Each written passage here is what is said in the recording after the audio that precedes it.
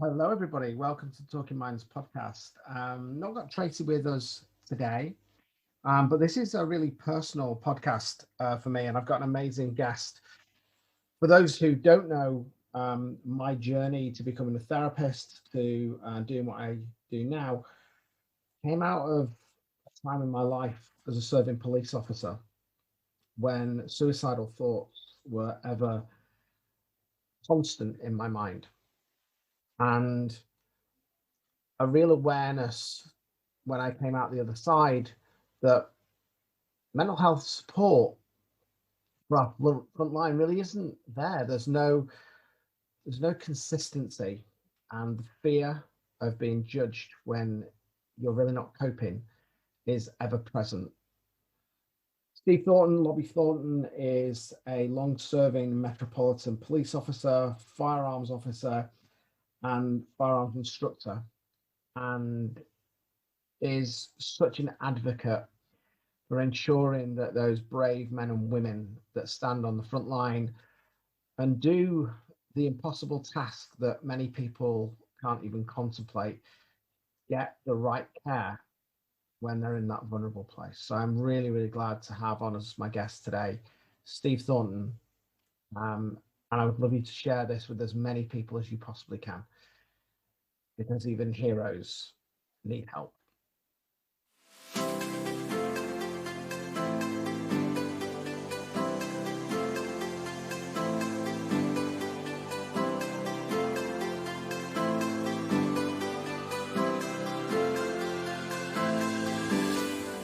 Welcome to the Talking Minds podcast. Come join us as we chat about a whole host of mindset-related issues, giving you both the male and female perspective.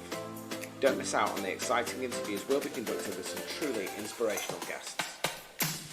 My name's Marcus Matthews, and I'm a rapid transformational therapist whose quest is to transform people's minds to reach their own personal greatness. My name is Tracy Carroll. I am a rapid transformational therapy practitioner, and my mission is to end the stigma surrounding mental health issues and show people they no longer need to suffer in silence.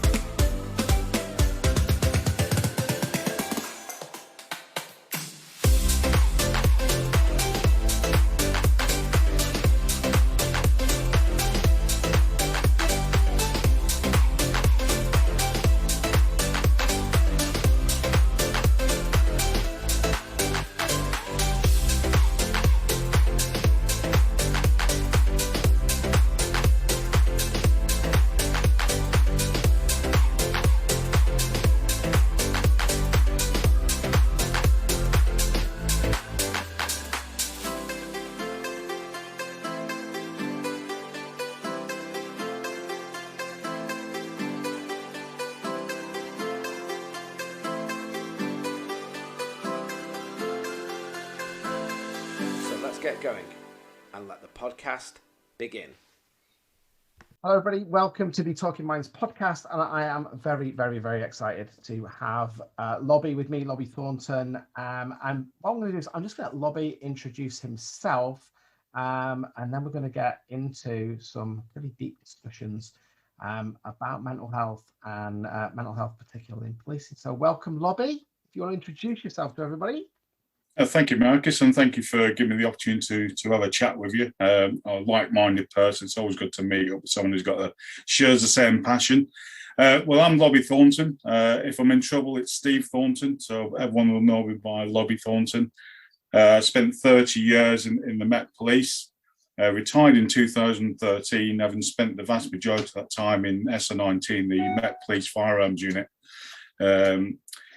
Took retirement. The 6 months prior to retirement was it's a proper learning experience for me. I went through a massive dilemma as to whether I should leave the job or not, and my wife will testify to the fact I was a proper pain in the ass to live with during that time because I didn't know whether to leave the job or not. But then circumstances forced my hand, and I knew it's time to go. So I then moved down to Devon, Teignmouth in Devon, and spent 2 years as a beach bum, which was fantastic. No early, late nights. until eventually I had a phone call saying that there were short of firearms instructors in the Met, and would I sort of consider coming back as a firearms instructor. I had a feeling my wife actually put the phone call in to get rid of me because I was under her feet. So I went back to the Met in 2016 and took up a role of a civilian firearms instructor. But unfortunately for the Met, I had a bit of a hidden agenda, because during my sort of retirement period, I got involved with the Police Firearms Officer Association and started working with their welfare and wellbeing side and working on the welfare support program. So I became acutely aware of the wellbeing crisis, really, and welfare crisis within the police. So when I went back in 2016, I set about putting together a wellbeing initiative down at the Firearms Training Centre, which included mental health first aid training for supervisors, bringing in different sort of subjects like suicide prevention at the centre, a fit for purpose stress awareness input for the firearms officers. And this has been my sort of passion and my sort of mission since I've been back. And I've just recently set up my own business, providing a sort of totally independent sort of resource for officers and family members to contact us if they're sort of struggling with just, day-to-day policing, really, the trauma that comes with it. So that's where I am at the moment, and I think that's where our paths have crossed, because we've both got that shared sort of mission, really. So yeah, it's an ideal opportunity to have a chat about what we're doing. Now, I'm going to just pick on just a subtle thing that you said, and it was in your voice, because you have not got a Southern accent. So I just want to ask, of all that time, how did you end up in the Met? That's the question. Why not GMP or Lancs or somewhere like that? Well, yeah, I mean, deep down, I'm a Lancastrian, originally from Bolton. And for those that don't know Bolton, that's where the M62 is cobbled. So that's where we originated from. But my dad was in the forces, the armed forces, and we travelled around, well, in Germany and the UK. And we eventually moved down to Eastbourne in East Sussex, where I applied for Sussex Police originally, but they weren't recruiting. And they said, well, the Met are recruiting. So I applied for the Met Police and actually joined the Met Police Cadets. So I actually joined at 17. So I was a boy police officer. So that's why I ended up in the Met. I originally tried to get into Sussex Police, but was rejected by Sussex Police. So unfortunately for them. So we've got a bit of a link there, I suppose, as well, because I'm ex-military as well as ex-police. And one of the things, obviously, you've been in that for a long time then. So from the age of 17 to where it is now, what changes do you think have come about? How is policing different? How's that impacted mental health? What changes have you seen, and why is it maybe different now than when it was, or is it different? That's one of the things that I'd be really interested in. It's massively different now from when I first started policing, and I think the major difference is back then when I first started, we worked on reliefs, and you had that team sort of camaraderie, really. And police canteens. I mean, although we talk about the canteen culture, and there's a lot of negativity attached to that, what we don't realise is the massive benefit that had for people's mental health. So if you were involved in an incident, you go back to the station, you write your notes, you sat in the canteen having a cup of tea, and you're able to sort of debrief it with your colleagues.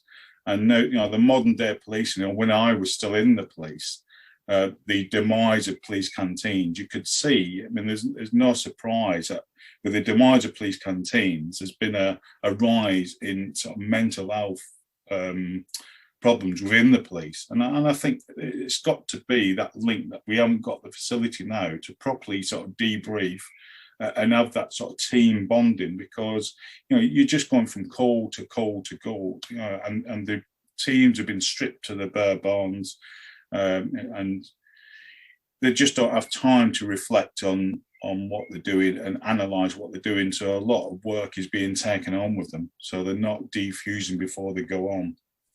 Yeah, and I agree with that. And one of the things that I found was when I was kind of asking, why did I have the breakdown? Why did I feel the way that I did? One of the things that was really key, and I don't know if you found this with officers when they've started to go down that mental health spiral, especially with PTSD, you feel completely disconnected. And one of the things we know, one of the rules of the mind is that the mind's there to keep you alive, not happy.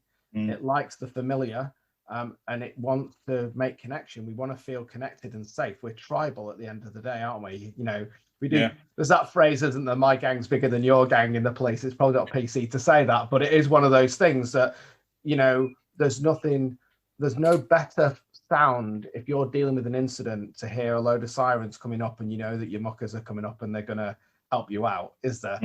And there's more single crewing happening now. We've even got PCSOs that are kind of responding to incidents that they shouldn't be. And that lack of backup, I guess, has got to have a toll, hasn't it? It's got to have a toll. Of course it is. And I think, and having and dealing with my colleagues who are still operational, still on the front line, and you talk to them, you say, well, you know, why haven't you been able to discuss this with your peers, with your, you know, supervision? And it's just that they don't have the time, and plus the fact they don't want to pass on the burden to the colleagues who they know are under pressure anyway. So, you know, everyone's sort of, you know, fighting through this storm. But it's just trying to get them to come forward and actually talk about what they're actually going through, and they're not being given that opportunity to do that. They're not being given the opportunity to, you know, actually offload, you know, what they're going through. Because if they did, they'd realise that, you know, they're not on their own. There's other people going through, you know, the same experience, just that they don't have the time to share those experiences. And this is why peer support is so important these days. Yeah, and it's really interesting that you use the word of a collective of kind of officers as relief, because it is, isn't it? You need that time down. You need your time on your refs. You need your time to go and, sorry, for those that don't know, refs is having a break, and you're not going from job to job. And the other thing that I think I've noticed, certainly, I don't know if it's the same in the Met, that on your busy nights, your Friday, your Saturday night, you would have an inspector and a few sergeants out, and you would have that, and supervision really has stepped away. You know, skippers are more in the office now, having to do paperwork, having to deal with a lot of stuff that really skippers never used to, did they? Sergeants never used to have to do that. They were more operational, more supervisory, but now it's more tick boxing and paperwork. I don't know if that is the same in the Met, because I know every force works slightly different, or every service is different. But is that something that you saw, especially firearms, certainly? Well, yeah, well, with the firearms side of things, I mean, it was quite a relief to finally specialise, because, you know, when I was based at the station, well, I mean, I worked at a Battersea, which was a busy South London inner division, which, you know, had borders with Clapham and Brixton. So, you know, we you know, it was quite a busy ground to work. But we had, you know, a good sort of relief system, and we even had, you know, we'd have a section sergeant who would come out on patrol. You know, you've got your sergeant, your custody sergeant inside, who was doing all after the custody side of things, and you'd have a sergeant in the control room. So, you know, you had sergeants around, but you would have a section sergeant who would be out on patrol, you know, and the odd time you'd be out driving the sergeant. And then moving on to the firearms unit, obviously we would have a sergeant who would go out and patrol, and the inspector, if we were involved in the job, the inspector will be called out to come down and do the, you know, tactical advice side of things. So, you know, they were actually proactive sort of in their supervision, as opposed to being based at the station. So they would be out and about, and sometimes they would get involved in jobs, and they come across something and be involved in the jobs as well. So they're still keeping hands on as well. So, you know, they still had a better understanding as to what the problems that their officers were facing out on the streets. Whereas now, I think, you know, because the sergeants are so burdened down with the responsibility, they don't really get to see what it's like out on the front line for their troops. You know, they can see the sort of, you know, the incident list and how many incidents are outstanding and who's doing what, but, you know, to actually be out there going from call to call to call. And as you know, not every incident is going to be the same. You know, you can go to what appears to be a straightforward incident, it can turn out to be a proper nightmare. You know, and so you look at an incident on the face of it, it looks pretty straightforward, but the actual officers dealing with that is under a lot of pressure. So it's, and I think that's where they lost that contact with their officers, really. Yeah, and I think the other thing that I'd like to bring in as well, because I know after when I was at BTP, when the MEM bombings happened and all that happened, I know one of the big things that came out of that was the impact on the comms operators, and we often forget about those people. They're not dealing with the incidents, but when they're listening to the radio, especially if an officer's being attacked and they're trying to get units to them. Yeah. Again, you know, we often don't think about those back end staff that play such a vital role, and how the impact of hearing those things, and they go home with that and feel maybe they couldn't have helped and they tried their best.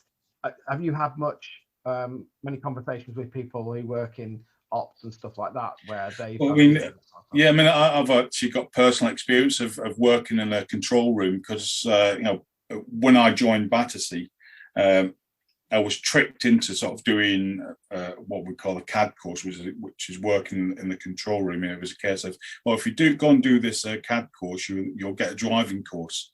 So, you know, quite naively, I thought, okay then. So, and it was only going to be sort of like a 3-month post in the CAD room. And 3 years later, you know, when I came out sort of blinking like Morocco mole, you realise somebody put handcuffs on your ankle and on the desk, and you're like, wait, I can't get out now. So again, I can sort of fully appreciate what it's like to be sat in that control room, listen to your colleagues, you know, screaming for urgent assistance, or, you know, one of your colleagues gets injured. So, you know, that feeling, and it's this vicarious trauma as well. It builds up, because even though you've not witnessed it or whatever, it still has that massive impact on your mental health. So again, it was something I worked with. I was working with the one of the inspectors from the Central Command control rooms at Lambeth, in relation to sort of putting in well-being initiatives for their officers, and making sure they had sort of, you know, breakout rooms that they could go out just to get away from that screen, and just have that moment of reflection. And again, training people up in sort of mental health first aid, so they could support them after that traumatic event, because, you know, it's quite impactful really on your mental health working in those environments. And I mean, one of the biggest things that I think is really important, and sometimes is overlooked, is the debrief, isn't it? Is that when something does happen, because there is a culture in the police, isn't there, that is kind of, oh, just get on with it, it's the job. I mean, people don't realize actually what it would be abnormal for most people. And I you know, I said this to HR when I came back after having the breakdown, and I said, you know what, I would much rather deal with somebody with a samurai sword trying to kill me than come into a meeting like this and speak to HR. And that's a weird thing to say, isn't it? Is the fact that you're more than comfortable in dealing with somebody that is trying to kill you, because you automatically go into it. You wear the armor, you know what you're doing, you're going to serve. And I think it's interesting to think about that support that we get, because some people don't realize it is alien, isn't it? And this thing about canteen culture, and you know, it's very easy to be criticize the police if they make a mistake, but how much do you think of an impact that has in regards to, you've got the pressure from the public, you've got the pressure from the press, and then you've got all of the politics that's now being thrown into policing to make sure that everybody's squeaky clean. I mean, what are your thoughts? We won't go too deep into the politics of it, but just the impact that has now, and it's making it more disconnected, isn't it? We're making our senior officers more disconnected, and it's more about arse covering sometimes than it is about it is. And when I'm dealing with our colleagues have come forward for support, and you talk to them about the actual incident, and it's not the actual incident that's caused a problem, it's the way they've been dealt with by the management following the incident causes the biggest problem. And as you're quite rightly saying, we can deal with the life-threatening situation, but it's when you get poorly treated by your management following that incident, and there's no support around you, that's what causes the problem, and that's what causes the damage to your mental health. And this is why I'm pushing for better sort of mental health awareness training for supervisors, so they can see, you know, what damage, you know, that their actions can have on the, you know, the people they're looking after. And it's I wouldn't say it's a simple fix, but it is an easy solution. You know, just being aware of, you know, the language you use and the support that you offer. And I appreciate, you know, there's quite a few supervisors out there who've got all good intentions, but it can be quite damaging. You know, they would say a flippant remark, but you know, that flippant remark is what stays in the back of your mind. You know, I mean, I was involved in an incident where it was a police shooting that I was involved in. And, you know, we dealt with the incident, no problem at all. It was attempted suicide by cop. And then we were going through all the procedures afterwards. And then our superintendent at the time came down and he said to me, he said, well, thank God it was only a toy gun. And you think, brilliant, thanks a lot for that. So we dealt with the incident, we put it to bed and all the other bits and pieces. And that remark has stayed with me throughout. Yeah. And, at the time he probably thought, oh, just by giving this, it's going to ease the situation. But, it had that sort of damaging effect on, on my sort of, the way I dealt with that incident. And I think you picked up on something there, and this is something that I talk a lot about, which is maybe something we should pick up on, which is the difference between sympathy and empathy. So I can directly correlate one of my colleagues when I was in the 136 week, as a copper, it was, in some ways when I look back, it was hilarious because it was the 136 week that we go to. When you walk in to that, and all of the people that are in there know you because you're used to being in the uniform and you're used to taking people in there, and the psychologists and all the raid team and everybody are going, what's going on here? Wait a minute, and I remember my colleague, and I know that she meant this from a nice place, but she said to me, yeah, but don't worry, it's all going to be all right. And I knew that she was being sympathetic, but I think one of the things that we need to train people in society generally, not just in the police or anywhere else, is the difference between sympathy and empathy. And often sympathy comes from a place of, trying to not have that difficult conversation or not making light of it, but just going, oh, this feels awkward. I wasn't involved. How do I deal with this? What do I do? So you try and say something that you think would make somebody feel better, rather than actually just holding space. And as an interviewer, as a copper, what is the best way that you get people talking is you don't say anything. That those silent pauses in interviews, it's probably the best thing you could ever teach a new probationary constable is stop, give the question, and then sit there and just tap your fingers because they will eventually fill the space, normally. And that's what empathy is, really. Sometimes empathy is like, okay, I see you, you let me give you space to be heard, or I can see that you're there if you need me. And I think that's one of the things, and I think this is, I don't know if you agree, but I think a lot of it is about being process driven and art covering, so that we can be very critical. I know I was, and I've openly been critical on social media about, senior managers and senior officers. But then when you look at it from their point of view, it's, I've got all these tick boxes to do, because if we don't get it right, it's in the papers, and then we get criticized for not doing this. And we need, so I need to make sure that if that person does go and harm themselves, or they go and do this, or they go and do that. And I had to go through that process with me. The way that I was handled was absolutely horrible. It was, and it's not that I have forgiven the process, but I actually have been able to reflect and understand it and gone, the problem is, it was ignorance. It was that they didn't understand what was going on. So the only thing they could do was get a piece of paper from HR and go, right, what do I need to do to just make sure that I've ticked the box? And I think that is part of the problem. Even police regulations, when they were written in the 1950s, we really need to have a look at this. Not just the mental health, it's the whole thing, isn't it? About when we're dealing even with disciplinary stuff, actually, has there been a shift change in that person's behavior? Because that's what led to me. There was this massive shift change that I didn't feel supported, so I became rebellious, and I was then started kicking off.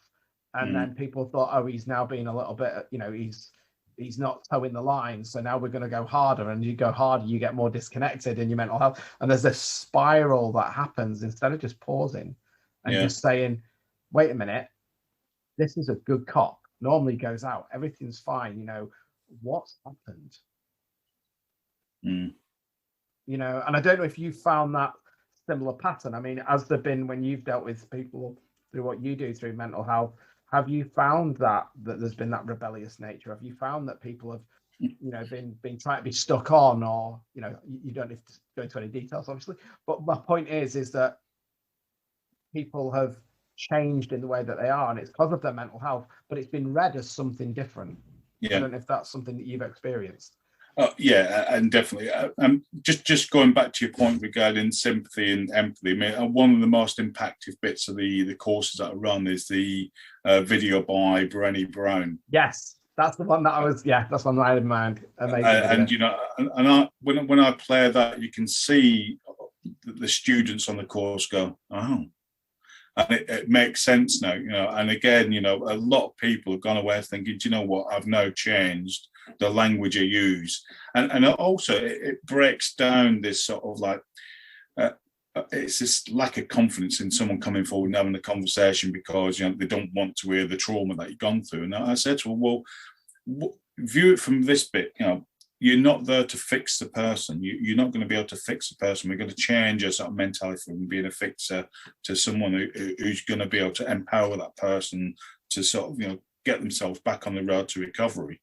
And all you need to say to that person is, I can only imagine what you've gone through, and I can acknowledge the fear and whatever, but I'm just so grateful you've actually spoken to me and come and reached out for support. And that's the most important message I put out on these courses. Yeah, just going back to that, there's a great quote by Brené Brown, and I love this, and I've actually got it. I used to have it as one of my background Zoom things, and it's vulnerability sounds like truth and feels like courage. Truth and courage aren't always comfortable, but they are never weakness. And when I talk to people about that, I say, imagine you're a soldier or even a police officer, and you're pinned down, or you're in that position where you know your life is, there's not many people that are just chilling out there. There is a vulnerability that you have to recognize, that you go, whoa, there's something wrong here, I could die. There's a vulnerability and you have to take an action. So we see vulnerability as weakness, you know. That's societally, I think it's in our, especially the British stiff upper lip, and I think that runs throughout the police. It's kind of, I remember a colleague, after I'd actually recovered and I'd come back, and obviously I was talking a lot about this, and I was really surprised at something that he said. And he said, at the end of the day, when you've gone through this, should you really be back policing? And it's the first time that I've actually felt discrimination. You know, we talk a lot about discrimination, but there's not much that we talk about mental health discrimination. You know, we always talk about discrimination being around color. We always talk about discrimination being sexual, you know, as in different sexes, sex discrimination and gender discrimination. But actually, if you underpin and go a layer lower and we strip away the body of that person, actually what it really is mental discrimination. It's, this person seems different to me, therefore I discriminate. And in the police, you know, that's a big thing, isn't it? Equality, diversity, bringing everybody in. And I was so shocked and surprised when I went through this at how discriminated I felt due to the lack of misunderstanding about what mental health is. I'm sure you share that kind of passion, and that's why that you speak up and you do what you do. Yeah, I mean, this was one of the points. I mean, I used to run a stress awareness input for the authorised firearms officers, and one of the questions when I used to open up the session by talking about, you know, people who've been injured on duty, you know, what sort of physical injuries they picked up, you know, broken bones, you know, sprained knees, you know, bad backs, all that, and people are quite happy to talk about that. I said, so okay then, so how many people have been off sick with stress then?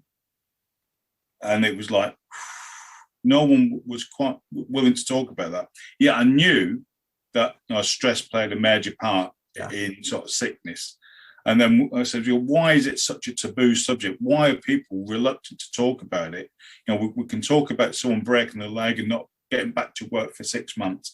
Yet if someone breaks their head, you know, something, they have a mental illness, and they're off work for 6 to 8 weeks whilst they're going through therapy and whatever.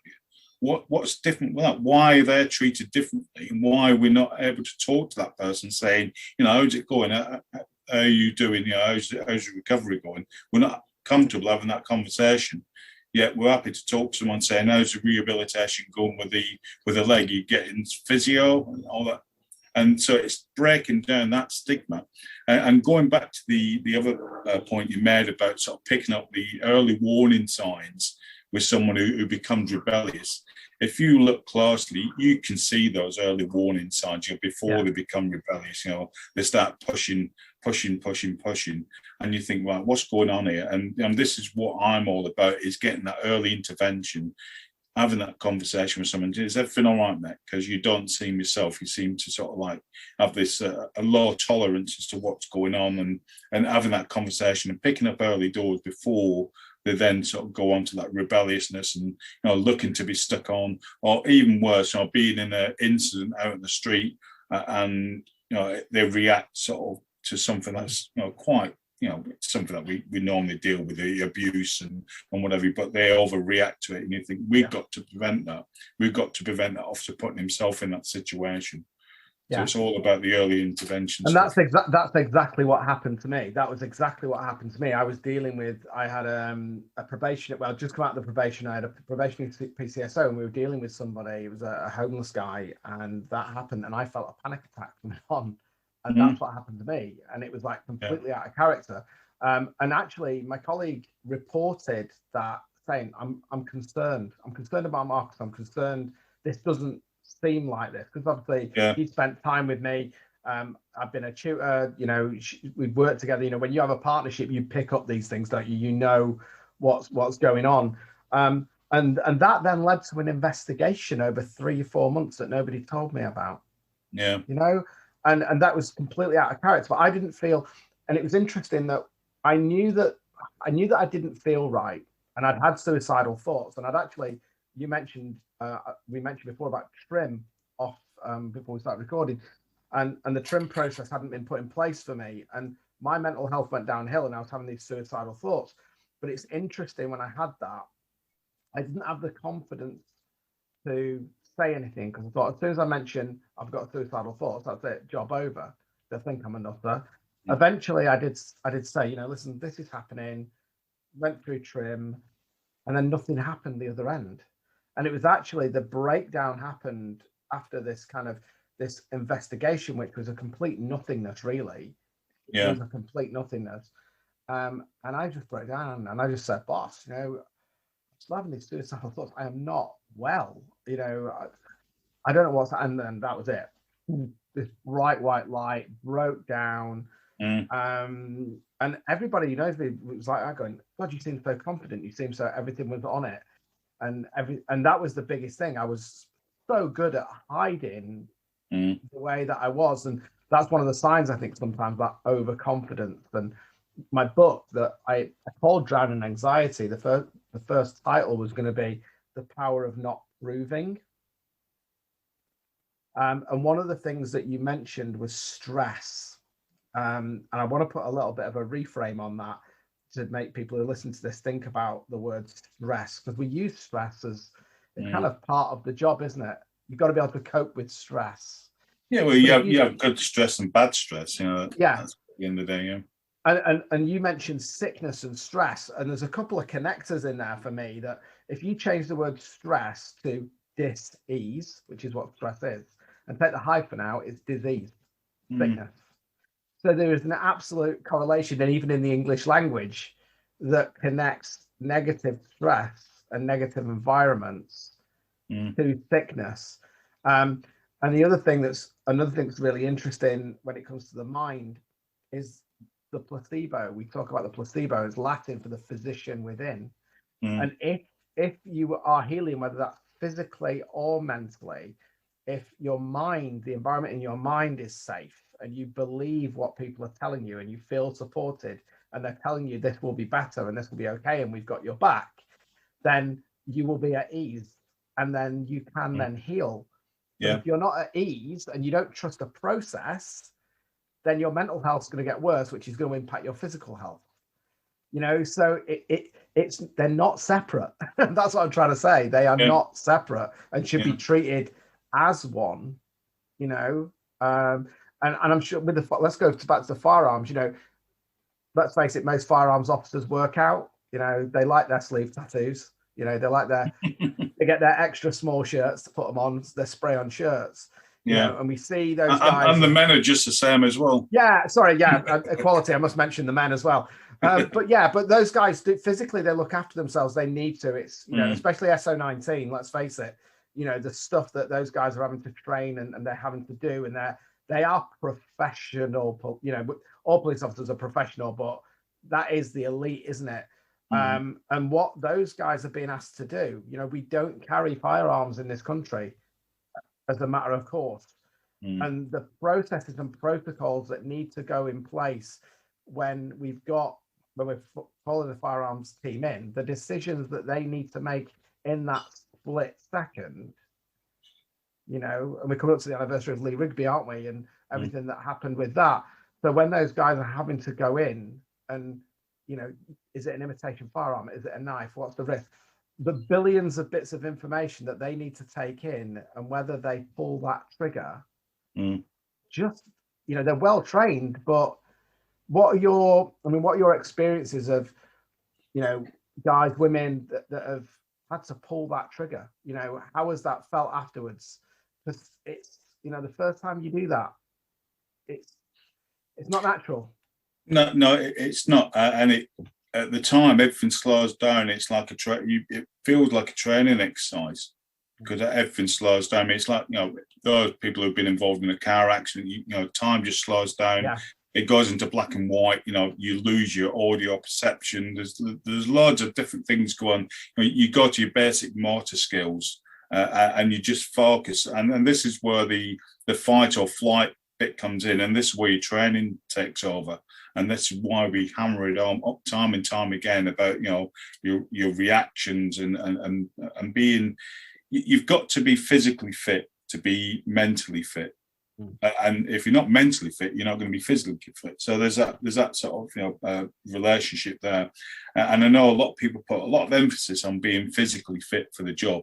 And what I'm trying to push is that you need to be mentally fit as well. You need to sort of do some sort of training mentally, because you can be as physically fit as you want to be, but if your brain's not in the right place, then that's going to cause hesitation. And then in those split-second circumstances, especially when you look at the footage from the Lee Rigby situation, you know, that was a split-second decision-making process. So you've got to be switched on to that threat assessment, and you've got to sort of take in all that information. Your brain's got to sort of take in all that information and make a decision in a microsecond. You know, I mean, it was, the time was, you know, less than a second. You know, that decision was being made in. So you think about the pressure that's putting on the body, you know, physically and mentally. That's why it's so important to sort of emphasize the fact that you need to work on your mental fitness just as much as your physical fitness. And one of the things that my son has actually just come back from Catterick, so he's just done 3-day selective for the parachute regiment. And right. Oh, brilliant. And I said to him, I said, they will run you up and down hills until you're sick. I said, but what you need to concentrate on is forget the physical, forget you're physically fit. What they're trying to get into is your headspace. They're trying to get you to make mistakes. They're trying to get you, can you conform to commands? And I said to him that, you know, I do meditation, you know, I do yoga, and that can be seen as a little bit kind of, oh, it's a bit girly, it's a bit wussy. But actually, go and do your research on the Navy SEALs. Go and do your research on the SAS. You'll know this. You know, you're a firearms officer, firearms instructor. What is the thing that you have to concentrate on when you've got that weapon system in your hand? It's your breathing. Before you take that shot, it's your breathing. And the reason for that, for people if they don't know, is that when you go into that fight or flight mode, you get cortisol that fires around your brain, and it shuts down your neocortex. It shuts down your social skills. It shuts down all of that, and you're going into caveman mode. And the last thing that you want in a public space as a firearms police officer is somebody who is in caveman mode that's going to start spraying bullets everywhere.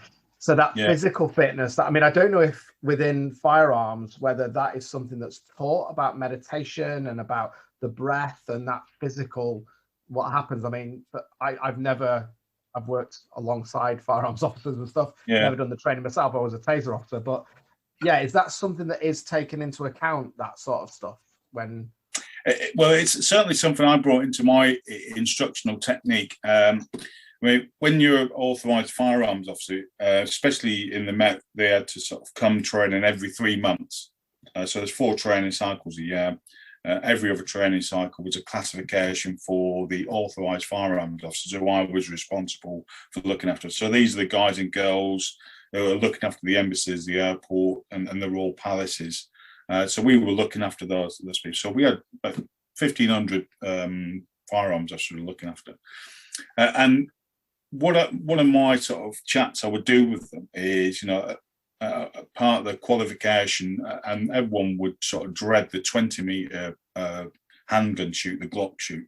That was the sort of, the nemesis. And I would say to them, at what distance do you fail your classification from? So everyone would go, yeah, 20 meters, 20 meters. And I said, no, it's about 7 or 8 miles. When you get on the train or when you get in your car to drive to that firearms training centre, and you start to have these negative thoughts about the classification, that's when you fail your classification. Yeah. And I had people stood on the 20-meter point, just stood still. I was just explaining the shoot. I said, right, okay, I just want just to check your pulse. So most people have got the Fitbits or the smartwatches, and they're all stood on the point, not doing any exercise whatsoever. And we're talking about pulse rates that were going up to 130 beats per minute, and they were doing nothing. So this is the power that the brain can have, as you say, this cortisol that's rushing around the body. I said, so what I want you to do now is a box breathing technique, the 4 seconds in, hold for 4 seconds, out for 4 seconds, and repeat that. Just repeat that cycle, and then just see what that does to your pulse rate. And without doubt, the vast majority of people, it reduced their anxiety, reduced their pulse rate, and that it was just by the breathing techniques.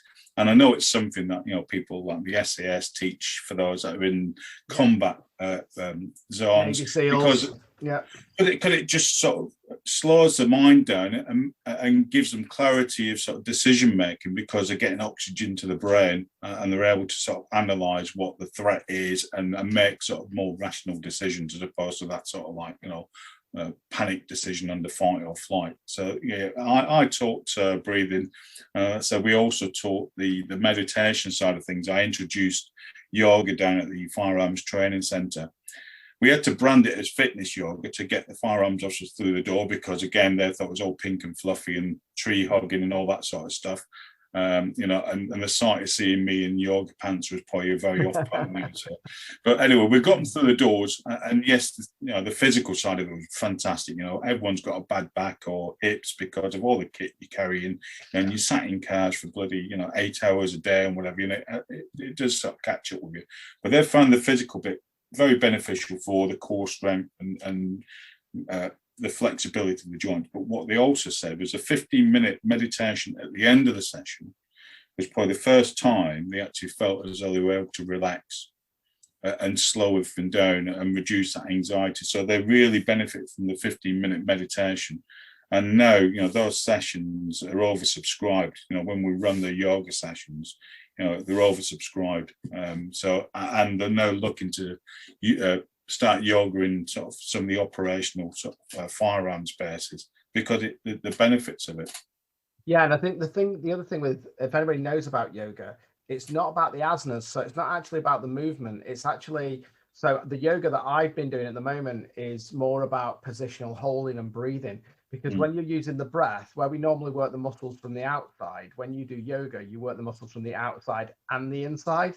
So that's where you get the physical. But because you're also focusing on your breath, I don't know if you found this with when maybe the firearms officers super fit, how did they find their breathing? Because actually, even if they're doing weights and stuff, sometimes people don't breathe properly. They don't hold their posture properly. It's more about, how many can I rack and all the rest of it. And did you find that they found that benefit through that exercise as well, with breathing and? Yeah, and with especially the breathing techniques, it improved their sort of their stamina and their fitness, their physical fitness, because they were learning to breathe properly, properly sort of, expanding their lungs and using the stomach and all that sort of to do the breathing. So, by doing all that, they were able to improve their stamina and their mental fitness and the physical fitness. So yes, it was.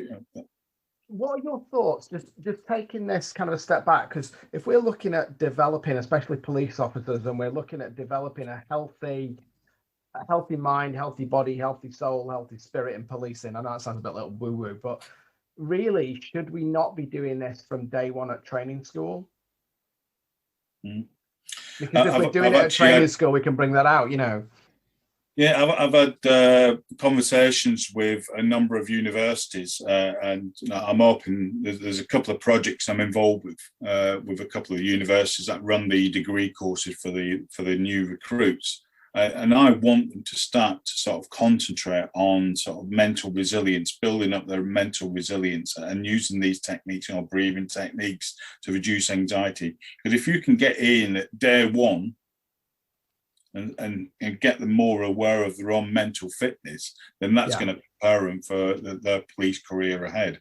You know, I'm not going to say, you know, this is going to prevent all sort of stress-related injuries because of the trauma that people get exposed to. But what it's going to do, it's going to give them the tools and the resilience to sort of deal with it a lot better. You know, so yeah, and I think while you're in training school, you're in that place where you are actually, you know, there's a lot going on, isn't it? Mentally, you've got the law to learn. You then going to, I mean, I used to love going to the gym when I was in there. I love doing Angry Man and all that sort of stuff because it was like, it wasn't cognitive. I wasn't having to sit and do any paperwork and stuff. But actually, I think if we can teach this stuff, we can teach, I mean, mental health awareness, you know, mental health first aid for me, we talked about this before the podcast, but we said all supervisors should have it. But really, that should be mandated as in training school.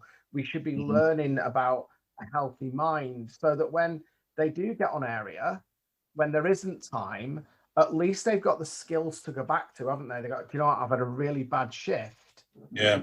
But I don't feel that bad about it. I can't speak up to it to somebody about it. Or, do you know what, I'm just going to spend some time, just relax. I'm just going to go inside, just going to do some breathing. I'm just, you know, and these are, for me, are simple things that can be done which are going to get higher results and higher grades in regards to people's cognitive awareness and people's cognitive learning when we're doing incidents. So when you're doing scenarios in training, you know, we look very much about, right, was it proportional, was it legal, were you accountable, was it necessary, the ethical, the whole plane model, and we look at all of the other aspects of it, of subject impact factors and how the person in front of you is presenting, and we throw the law in, but we actually forget the person that's applying that, and we often don't say, okay, tell me what happened, how do you feel about that, and more importantly, why?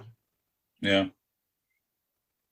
Well, this is something that I mean, I don't know if you've ever spoken to Sam Smith from the Green Ribbon campaign, where he's trying to get mental health sort of mandatory as part of the training. Yeah. So I know he's going for that angle. You know, I mean, I'm looking for an early intervention as opposed to sort of waiting till someone's broken and then dealing with them. You know, I want to get in there early, as I say, improving people's sort of mental health awareness from day one. You know, mental fitness screening before they actually come into the police. You know, where is your mental fitness?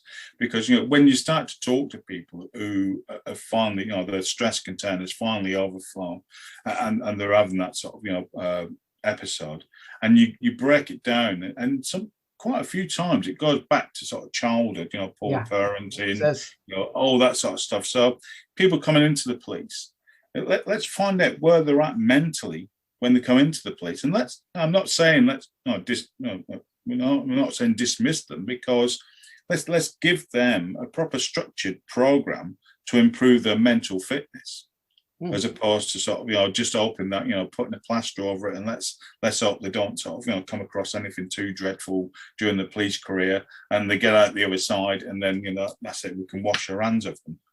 And I think we need to be realistic as well about this when we talk about cost. And we're not just talking cost to people, we're talking cost to police services, ambulance services, NHS. You know, we hear a lot about there's not enough money.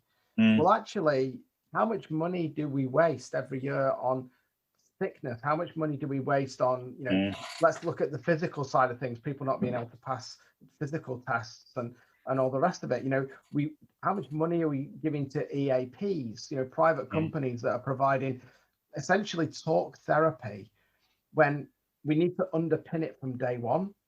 Yeah. And then if we've got a strong foundation, then hopefully the rest doesn't happen. But I think we're firefighting far too much, aren't we? And actually we need to think about where the money shouldn't be coming at the end. we'll provide some money here because you've had a breakdown, and that'll we'll give you some money, you go off and do a course.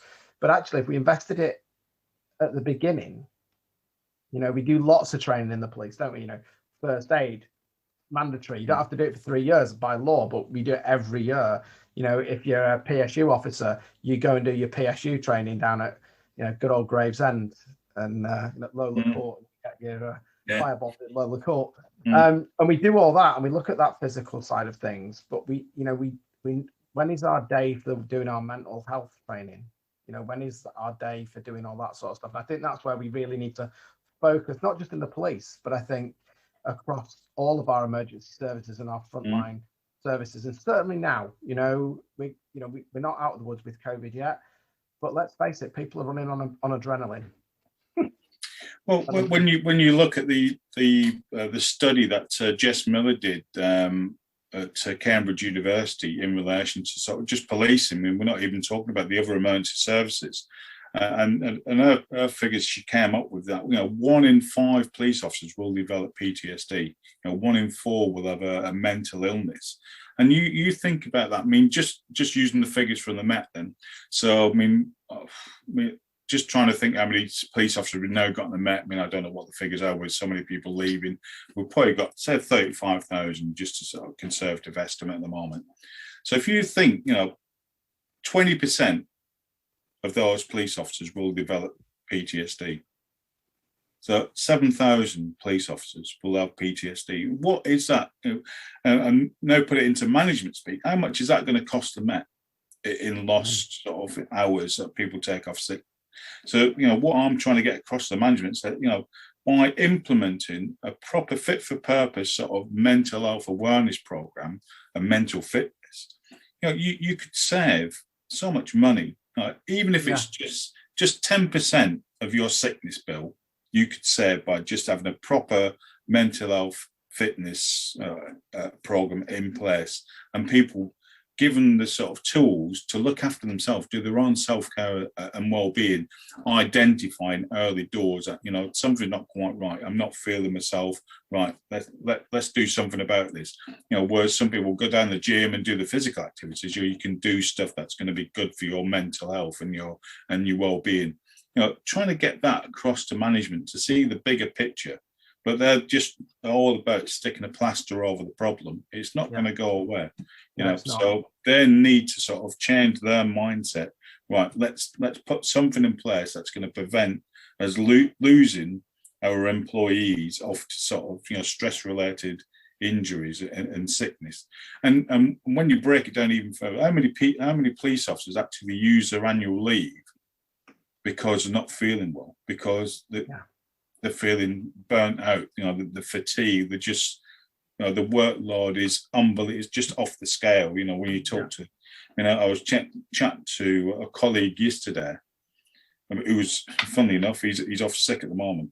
And there's 4 DSs on his team, and all 4 are off sick. 3 of them were stress-related sickness. Yeah. And you just think... And then it becomes like a virus, doesn't it? Because the problem is, we haven't got the resources as it is at the moment. So what then happens is, people's rest days are cancelled. There was this thing where we're going to try and not cancel rest days, and we're not going to. But it's this thing. We hear it all the time. The government. There's another event especially in London, certainly. The government has drafted in another 10,000 police officers. No, it hasn't. Those people have just had their rest days cancelled. Yeah. They've been doing, and the other thing people forget is that you might be doing, depending on what shift you're on. I've done it many a time when there's not been enough people around, and you've done an 18-hour shift. You come on, and especially if you've done a night, and then you're getting in your car and you're driving home after coming in on a 12-hour shift, doing a 7/7 night shift, and then at 25 to 7, because it's always just before the other relief come in or whatever. Something happens and you end up nicking somebody, and then custody's full, or you've had to take them to A&E, and you sat there and it's kind of 9:30, 10 o'clock, and then you've got to come back and you've got to do your intel and put all that in before you go off shift. And people forget all of this, and that repeated, just those little things can be stressful, can't it? And then people do go off sick and it impacts other people. And again, we do have that culture as well that people chase the overtime, don't they? Yeah. You know, and they do that because, again, there's been a massive drop in wages. Yeah. So if we look at those needs that most people do, they come into policing now, and the expectation that what's required, certainly of young officers now, you know, what is it, 20 grand? I know you get London waiting, but you talked about 20 grand to come in. And as soon as it doesn't matter whether you're a probationer or whether you've been in 25 years, when you rock up, that person expects exactly the same level of service. Yeah. You know, and it is really tough. So, I mean, we could talk for hours and days and all the rest of it, but if you were to kind of look to the future, and there's many of us in this space that are really trying to educate, that's what we're doing, isn't it? This is the whole point of this podcast. It's trying to open up that conversation. So if you've got a police officer, let's break this down to two questions. If you've got a police officer at the present moment, or even anybody else who is just not feeling right, and they don't feel that they can trust the bigger organizations, or they can't, you know, what would your advice be? Because I know you've got your Facebook group. So if you were, you know, that fear that people have of going, I'm not feeling well, that vulnerability, and knowing, you know, let's face it, the stigma still exists. Where would you say were the places of safety that they can go to, you know, talk about this? What would your advice be? Well, my first advice would be to seek someone who's, you know, mentally health first aid trained, because they've had some form of, you know, mental health awareness. And I know we had the conversation about, you know, some people have done that just for a tick box, but I think, you know, when you're in that environment, you know the people you can go and talk to, and you've got to have that safe environment to go forward and actually have that conversation with someone, and know you're not going to be judged. And especially in my environment, especially with the firearms, you know, because I know it's one of the major factors that prevents people coming forward, is that you're not going to lose your authority or your firearms authority and be taken off ops, because that has a number of sort of knock-on effects. One, that you're letting your team down if you're working on a small team. And two, the time it takes to get that ticket back and all the hurdles you've got to go through, whether that means to go and do a back to ops course, which, you know, is a proper pain in the ass. So you don't want to go through that rigmarole. So that's preventing people coming forward. So they've got some safe environment, something that's totally independent from the environment, to talk openly about what they're going through, and more importantly, to talk to someone who knows, who's walked that walk as well. I think that's, you know, that credibility, because, you know, there's nothing more frustrating than sitting down in front of someone saying, you know what, I just can't carry on being on the ARVs. And they go, well, what's an ARV then? And you say, well, armed response vehicle. Oh, well, what do they do then? Well, we're firearms officers. Oh, right. So do you just sit in the station where, no, we're out on patrol? And you start to having to explain, you think, oh, this person hasn't got a clue what I'm doing. So if I'm having to explain that, they've got no clue what my mind is going through when I'm put into sort of a decision-making situation, which could mean life or death, you know, for either one of us. So, and then you switch off. And it's like, you know, and we've all sat in the classroom and you've been listening to an instructor, and you think, you've never done this. So that's it. You just switch off. You think, well, what's the point of me listening to you if you've never done sort of like an option one vehicle stop or whatever? Why should I listen to you? Because if I ask you a question, you're not going to know the answer, because you never really experienced it. You've never experienced, you know, someone not complying with your shouts when you're approaching a car and all that sort of stuff. So do what? Yeah, and ignorance is the big thing. I agree with that. Is that when I kind of reflected after being, you know, angry at the fact that, number one, I was in that situation. Number two, I got put on desk duty. I wanted to be out. I wasn't. You know, my inspector said, "Oh, go and do CID. Your files were." Like, no, I want it out in the street. I want, you know, boots on the ground. That's what I loved doing. So to put me in an office doing paperwork and doing files and ERO and stuff is like, oh my god, you know, it was awful for me. That was like my worst nightmare. But it's that ignorance of understanding, isn't it, of what those people are about. So it is speaking to people who might, and speaking to your colleagues, isn't it? And having that. It might be a colleague. Who's your best mate? Yeah. Who do you trust? Who's got your back? And that can be difficult. Yeah. So leading on from that, then, if we're looking at supervisors, whether that be sergeants, whether that be inspectors, whether that be area commanders, whatever it is, if you were to give them one piece of advice in how they can have healthier officers under their command, what would it be? What would you be saying to them what they need to do as leaders?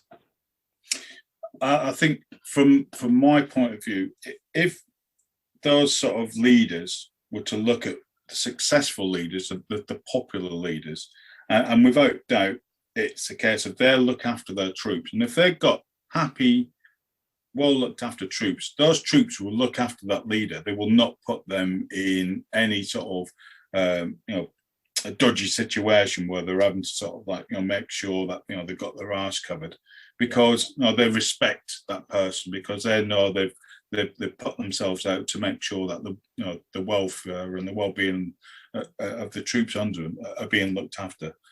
We used to call it like the PC's governor.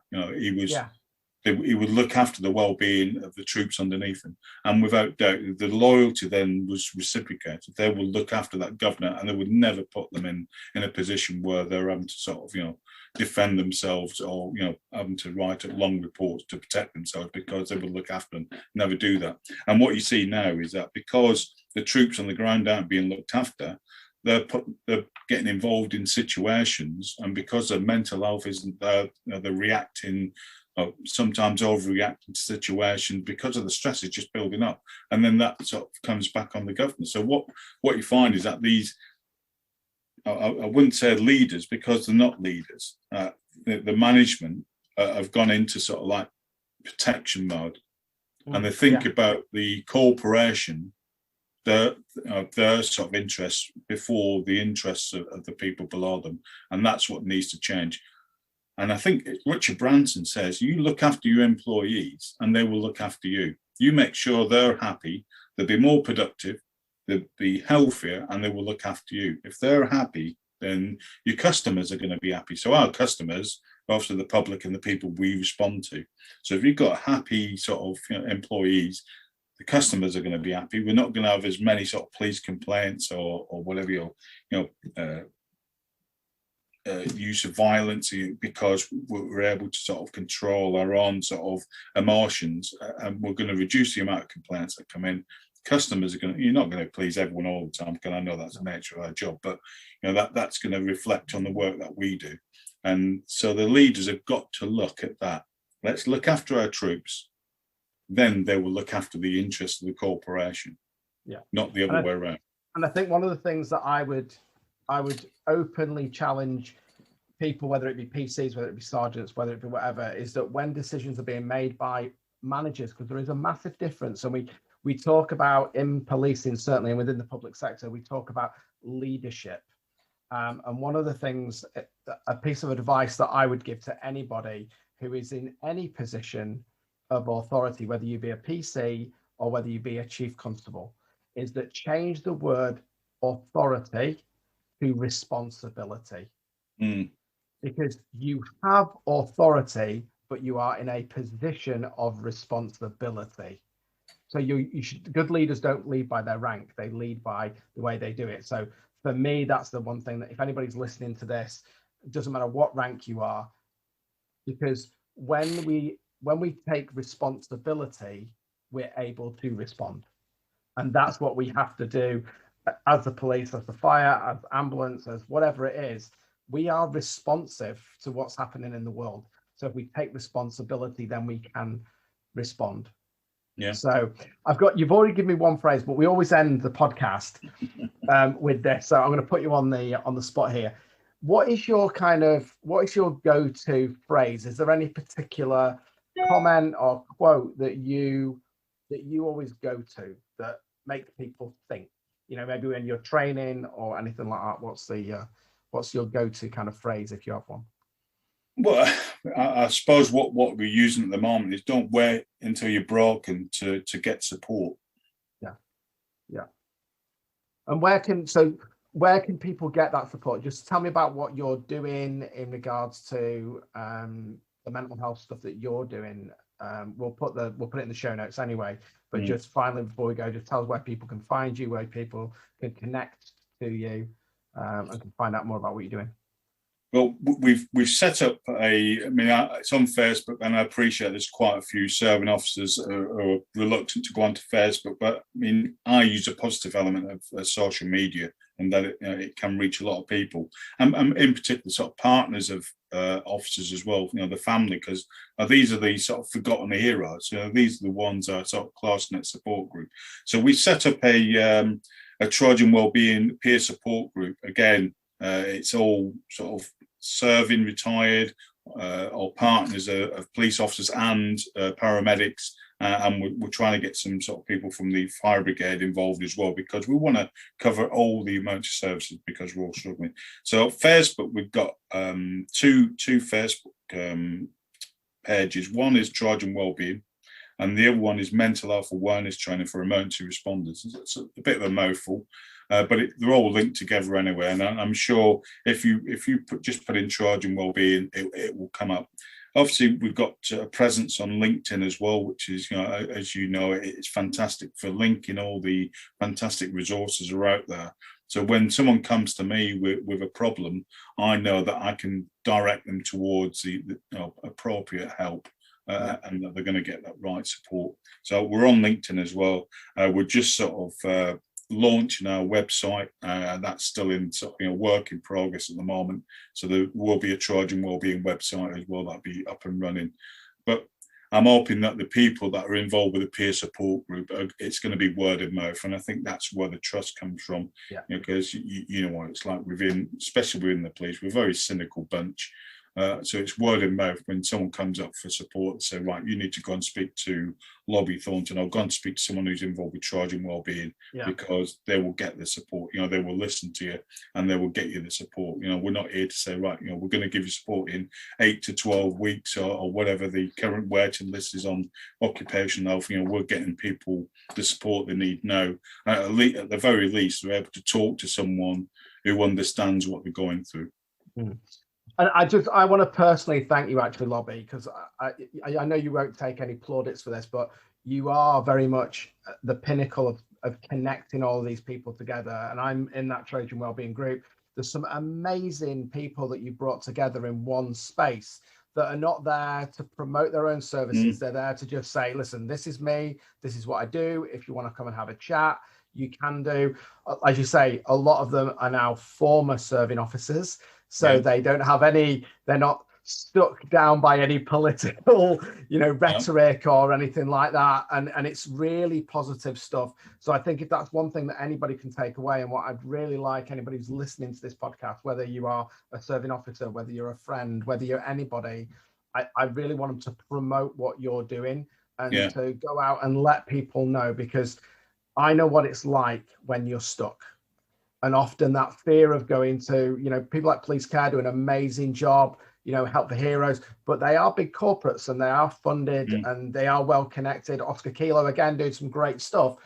But sometimes when you're in that place where you don't feel safe, you need to go and find that peer support. You need to ease yourself into that and get that safety and that understanding and that reassurance. And that's certainly something that I know that you do and something you're very passionate about. So do I. And everybody else that's in that group. So we'll put the links in the show notes for this anyway, so that people can connect with you. And I just want to thank you, for everything that you're doing for policing. And I'm sure as the years go by, people will start to listen to people like me and yourself. They go, why didn't we do this years ago? It all makes sense. But I just want to thank you very much for coming on. Yeah. Brilliant. No, thanks for the opportunity, Matt. And my advice to you is to keep plugging away, because you don't know what difference you're making in people's lives. Although you don't get the instant feedback from people, I know people have gone away after sort of I've spoken to them, and it could be months, it could be a year afterwards, and they come back to say, do you know what? After speaking to you, I've changed my life around, and I've got testaments from 3 police officers who said, as a result of speaking to me, that they actually save their own lives. They wouldn't be here today if it wasn't for my input. So that's the strength I get. I know it's very difficult in our field to get sort of that instant feedback, but just keep plugging away, because you just don't know what difference you're making in people's lives. Yeah, and if I may, I think I'm going to end with that quote, because we mentioned Brené Brown before, but I love this quote, and I hope people can take away the truth of what it means, is that vulnerability sounds like truth and feels like courage. Truth and courage aren't always comfortable, but they are never weakness. So know that when you have those difficult conversations, that you're not weak. It takes a lot of bravery to come forward. And trust me, once you do it, it may be a little bit crappy, but eventually you will get there. So once again, thank you very much, Lobby. And I'm sure that people will have enjoyed this podcast. Yeah, cheers, Marcus. Thank you, Matt.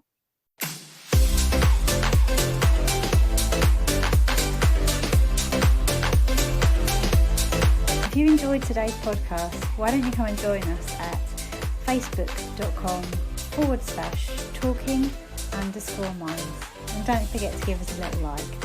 Thanks very much for listening. See you soon.